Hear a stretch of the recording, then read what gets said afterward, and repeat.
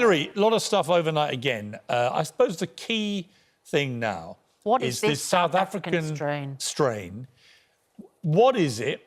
Is it more dangerous? Does it spread faster than the others? And more importantly, this front page of the Times saying that SAGE, the Government Advisory Board, recommended they shut down the borders to stop new mutant virus strains like this coming in, and basically were ignored by Boris Johnson. I mean, is it too late? Is this thing out of the bottle now? Well, it's too late to bottle this one up, but there'll be other new variants, almost inevitably, in future weeks and months. So this South African variant proved to be more transmissible in South Africa, from whence it came, with many more cases there. And they came here. So 105 cases were identified since the 22nd of December that came here through international travel.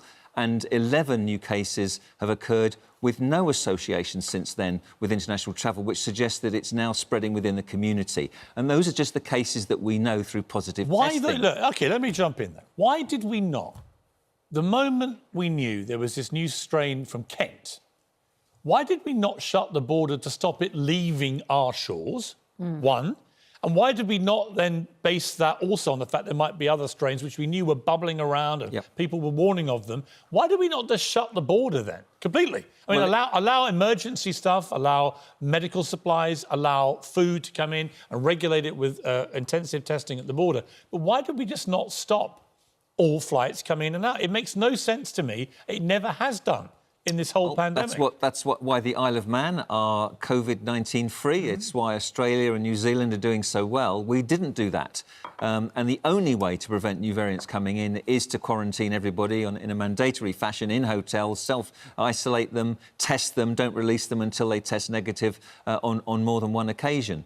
So this is that isn't even being proposed, Dr. Hilary. I mean, the being quarantined in a hotel is being proposed. 21,000... We don't have a date yet for that to come in.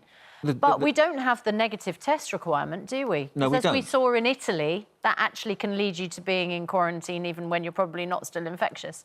Unless the quarantine is mandatory in hotels and it's under surveillance, then people don't quarantine. Not enough people quarantine. I should qualify that. Most people do self-isolate, many don't, and that's the problem. So there are 21,000 people coming through our airports every day. And they're not in quarantine, and many of them may have the South African variant, many of them may have other variants. Now, what the UK is good at is this genomic sequencing, and it can transport that technology to other countries around the world so we can identify new variants as they emerge, and they will, and prevent them coming here. We can help other countries and we can help ourselves. But at the moment, we have a variant which is more transmissible, and therefore it is more dangerous. It could overwhelm the NHS again. It could put back the vaccination programme that has been so successful. And Hilary, can you get it if you've already had the regular strain of COVID? It's possible. We don't yet know, because it's such a new variant. Until we've done the surveillance and we've looked at the data, we can't be sure.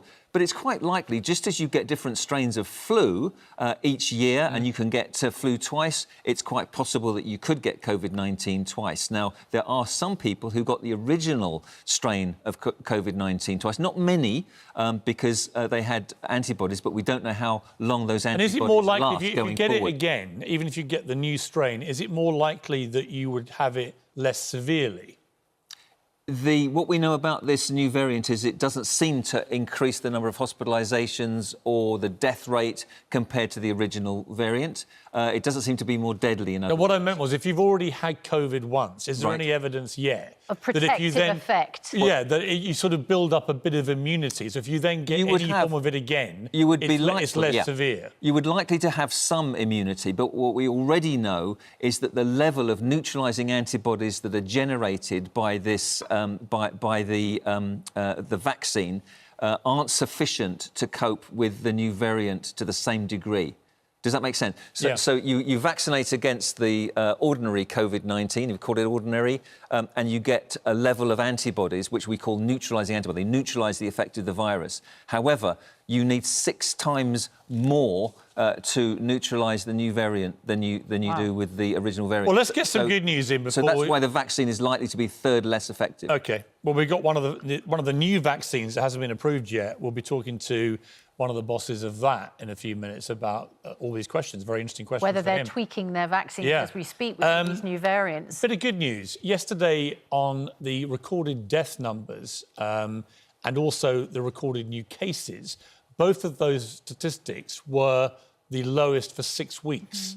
That does suggest, I guess it suggests two things. One, the lockdown, horrible though it is clearly having some effect and significant effect now. But also that the vaccination programme, which is rolling out incredibly fast and, frankly, brilliantly in this country. Nearly, I think, 10 million people now have been vaccinated or at least had the first dose. So, Hilary, I mean, is it a combination of lockdown and vaccinations, or is it too early on vaccinations to say that is part of it and it's probably purely lockdown? Just before you answer, Dr. Hilary, the Telegraph reporting this morning that Professor Chris Whitty, of course, the Chief Medical Officer, has told the Prime Minister that the peak of infections was passed last week. New cases in every region in England have now subsided to the levels they were at before the new year. Yeah, they're still high, though. That's the critical thing. They're coming down, but they're still very high. So absolutely no room for complacency or people breaking the rules now while we're doing reasonably well. The vaccination's a bit early to say yet because, as we know, it takes about 3 weeks for those antibodies to reach a level where they're giving you adequate protection. So you're not really protected for the first 2 weeks. After 3 weeks, you've got a good level of protection, and that will start to kick in, protecting those people who've already been vaccinated, even with just one jab. So that's good news. The lockdown certainly will be having an effect by now because it came in just at the start of January. We're now at the end of January. So 4 weeks later, we would expect to see a fall in cases.